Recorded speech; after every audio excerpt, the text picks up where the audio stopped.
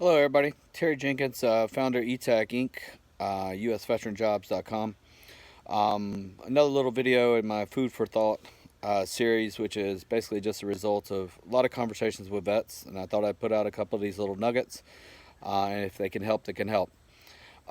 In this one, I want to talk about the need for brotherhood or family as part of the transition. Something I feel we have very unique in what we do is we put this first and foremost as just as important, maybe more important than job skills, interviewing techniques, your resume, learning technical subjects in IT. This thing is the most important to me because this is where I see the most impact happen. Um, you're coming out of an environment where you have been very, very connected with everybody around you. You have stuff in common. Everything we do, we shop in our own grocery stores. We go to our own doctors. Our kids play t-ball on, inside the base. Everything we do is, all the way down to, the guys that guard the gates and check our IDs. We're closed in as a family. Um, and when we get out, that seems to be a really large missing part of stuff that we have in our life. Now, I've talked about in one of the other little video nuggets, about culture and how that changes, and very much, your transition is um, very similar to moving to another country. So, from that analogy, I'll build on top of how we view family. Is we look at this as you're an exchange student. You're coming from another country. You're going to come here. You're gonna go to school and work for a little while. And we take the role as your host family. You're going to go out and learn things in the job market and the corporate culture, and you're going to do that, and then you're going to be confused about it. You're going to want to come back home and say, hey, somebody said this phrase today, or somebody was doing this behavior. What does that mean in this culture? Because I've never seen that in my culture before. How should I handle that? How should I react? So we want to have that host family idea. Now the reality is, if you're an exchange student, then you're more like a sophomore in high school. You're not only going to deal with a different language and culture from the corporate world. You're also the new kid in town. You're not part of any of the cliques. You have very little in common with the people on your team. You feel awkward, in business casual, wearing khakis and maybe a polo shirt. It doesn't feel right to you. You've been used to having to get up and iron your uniform, and it's starched and creased.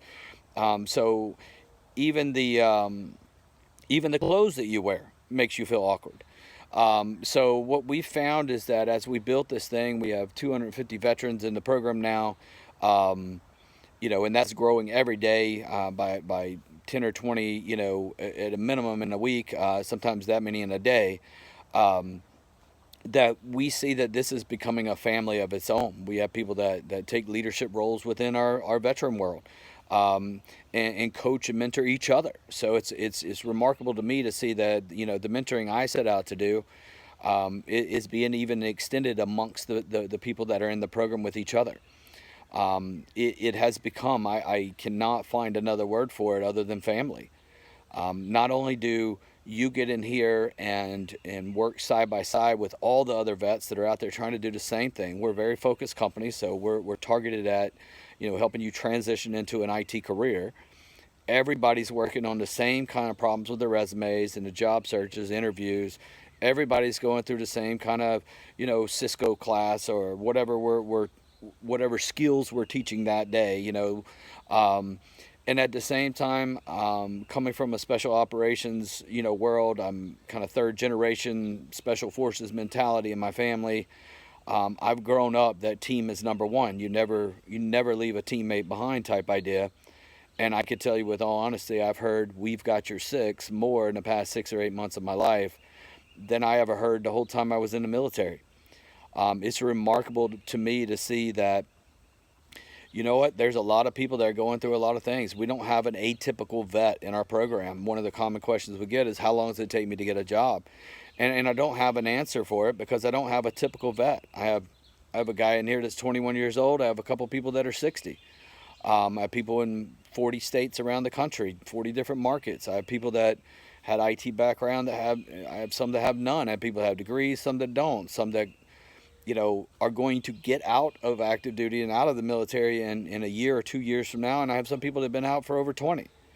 Um, Men, women, every branch of the service, all kinds of different backgrounds, different countries that maybe we have a couple people in different countries that they grew up in, and came in, got their citizenship, and joined the military. Um, so you have such a diverse set of people around you in this family. It makes it very, very unique, to see the different things that people do. Some help each other getting through a situation. I've got a couple people in that have some issues with PTSD. Very different conversations with some of the people that have been out long as me and how we view those problems, because we're 20 years fast forward down the road from where they are. So there's a lot of support and backing in that, and I think it's absolutely important, because at the end of the day, yes, do you need a job to have a career? Absolutely. Do you need skills to have a career? Absolutely. But in my opinion, that makes up about 20% of who you are as a person. The other 80% matters, and it matters a lot, and it should matter more. Um, so we find that we have people going through all kinds of things. I've seen remarkable stuff. Our internal platform, we have a constant communication going with forums and chats and video chats, and making friend things like Facebook or LinkedIn type mentality, that kind of functionality. Um, and I was in there a couple of months ago, and a lady came on the chat, and she said, "Hey, I want to let everybody know I'm cancer free, finally." And we were all blown away by that, because what a remarkable thing to be able to say in your life. But I was absolutely just floored when a little bit later she said, "Guys, I feel embarrassed. I need to log off, and I don't want anybody to think I'm rude because I haven't told my family yet." Um, Things like that going on, where she chose this group of people, some that she hadn't even met 2 months before, as the place she comes first for something like that. I've been called from the delivery room.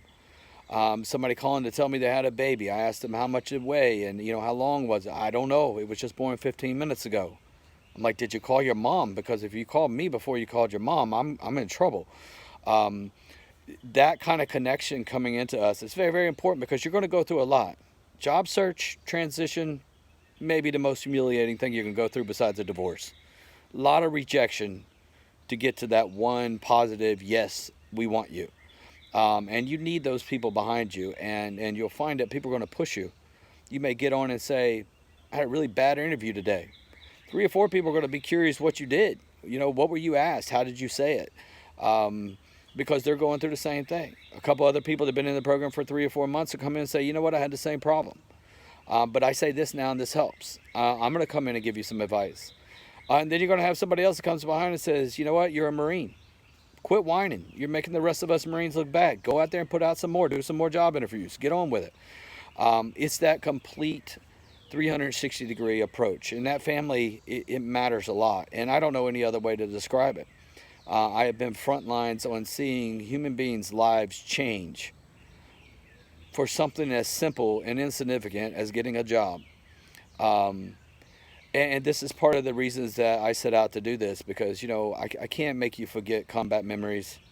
I can't make you grow back a new limb, but I can help you get a job. I can help you get the skills to start a career and push out there and get a little hope and a little purpose back. And it's such a remarkable thing for me to be around a bunch of people that are willing to do the same thing. So one way or the other, it's important. This one's a little bit more food for thought, from the idea of, I'd like to say, go find somewhere else that you can get that. That's harder to do than you would think. Very few companies out there will do what I'm doing. Very few CEOs that will go the route I'm taking, and that is, people matter the most. They're first. Second is jobs, skills, money. I'm not a nonprofit. We're going to grow this thing to be very profitable, because I want this company to be here to serve the next phase of all these veterans' careers, and the next phase and the next phase for years to come. So I'm going to make it profitable. I'm not out here with the calls hoping that people will donate. No, I want the program to prove itself. But I can still, as a profit-based CEO, build my company around the people that I'm helping, the people I'm getting to know, the people that are changing my life are first. Food for thought.